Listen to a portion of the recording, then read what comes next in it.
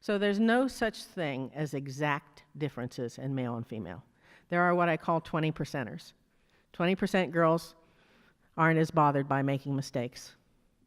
Do you hear me? They forge ahead. 20% boys are bothered a lot by it. And I mentally size all of you up as whether you're an 80% or a 20%er. You want to know about Pat? I know her decently. BJ, I've been sizing you up with your green hair. I put you right at the 20% mark. Because the emotional center of 20%ers, there's a kind of a crossover. There's no boys are, girls are. It's a continuum. And in the middle, we have those 20%ers. So, having said that though, 80% of girls are bothered emotionally and rationally more by making mistakes and taking risks. It is neurobiologic. Just trust me, it is a neurobiologic predisposition for very important reasons.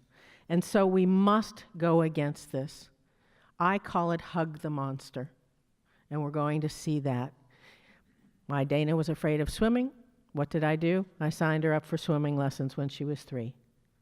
I told the crew last night when she said, "But I throw up when I go near water." I go, "I'll be there with a trash can for you." Okay? So, hug the monster, or what I call the magic of doing. These are critically important to go against this temperamental, neurobiologic difference that we see.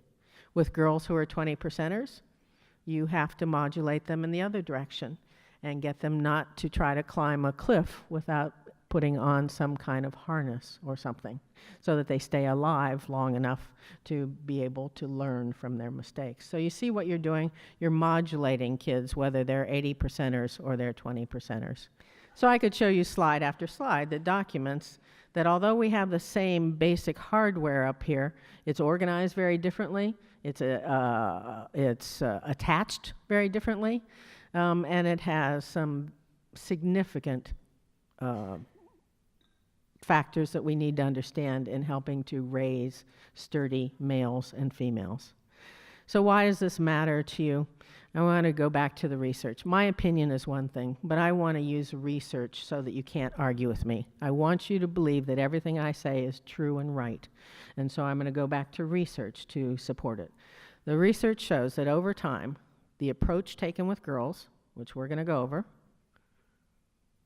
the type of setting they're in, you're going to be so surprised to hear that it absolutely fits what you do in Girl Scouts. What girls are asked to do and what they avoid doing, and the talent and skills of the adult in their presence all play a critical role in developing those rubber bands and the kind of human being that is going to come out in the 20s and 30s. So let's look at the setting first. I hope you appreciate, without my saying over and over, how much this is an absolute perfect fit with what goes on in Girl Scouts.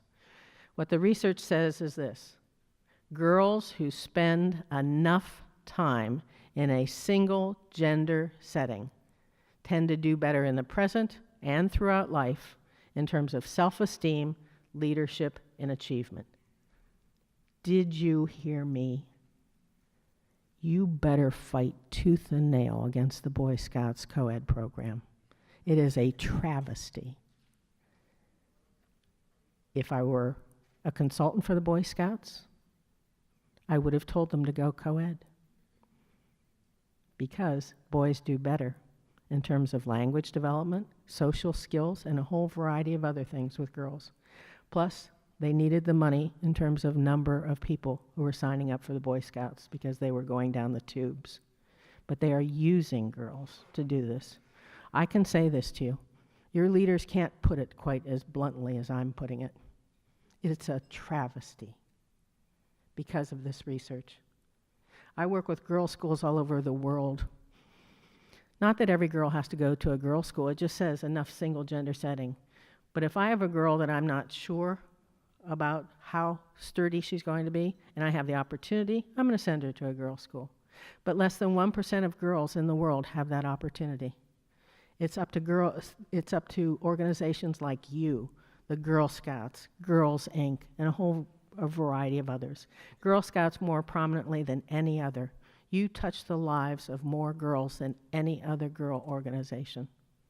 If a girl believes the adult she is with cares about her, she will take more risks, learn more, and grow more. Did you hear that? And the obverse is true. If a girl believes the adult she's with, her Girl Scout leader, her teacher, her mother, if she believes she doesn't care about her, she will be stunted in that growth. And that's the power of oxytocin. And I have to say to you, those of you who are Girl Scout leaders, a Girl Scout leader or a teacher that has favorites, I don't want to see you, because the non-favorite girls don't do as well, and they know. Every girl in every group knows who the favorites are, don't we, ladies? And so you better work really hard not to let anybody know that you have favorites, because it is a natural neurobiologic tendency to like some people more than others. You do understand that, don't you? Now, at my table, I do like some of you more than others. But you don't know that, do you? And you will never know that, because I don't know which one of you is going to leave money in your will. You see, you spell it D-E-A-K. The non-favorites. As an adult, you may never let children know that you have favorites. Never, ever once, because the non-favorites pay the price. The other thing that affects girls, if their leader, their teacher, their parent is passionate about what they do. If you walk into my science class and I'm your science teacher and I go, electricity, we're going to deal with electricity today. I had a science teacher at the school I worked with who looked like a female Freud, not Freud, Einstein, wild hair.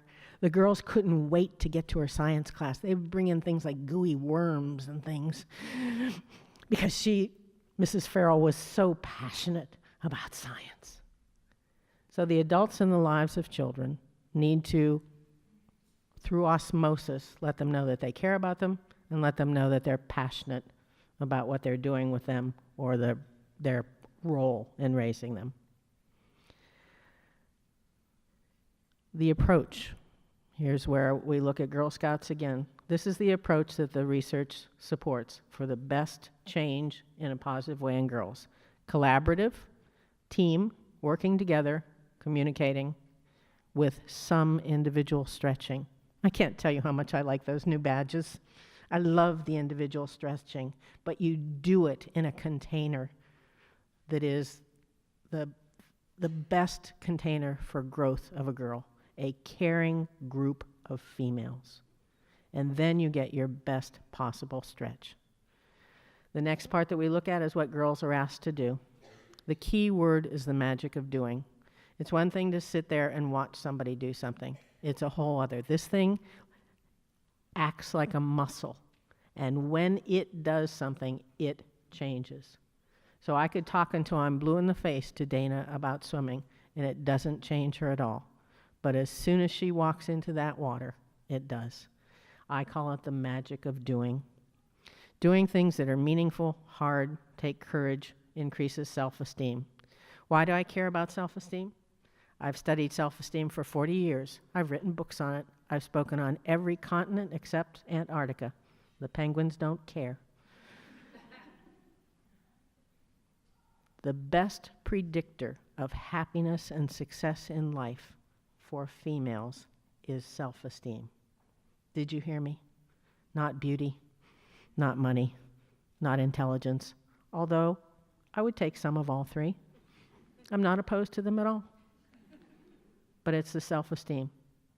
If you could give every girl one gift, it's to have her self-esteem improve during your tenure. And you can't give self-esteem. That's the issue. You have to earn it.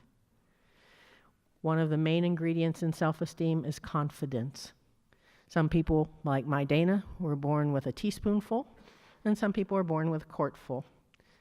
Girls more than boys have self-esteem issues in general throughout life and have lower self-esteem at every age than boys in general. This kills me. So to increase the self-esteem gradient, we have to begin early and get kids to do things.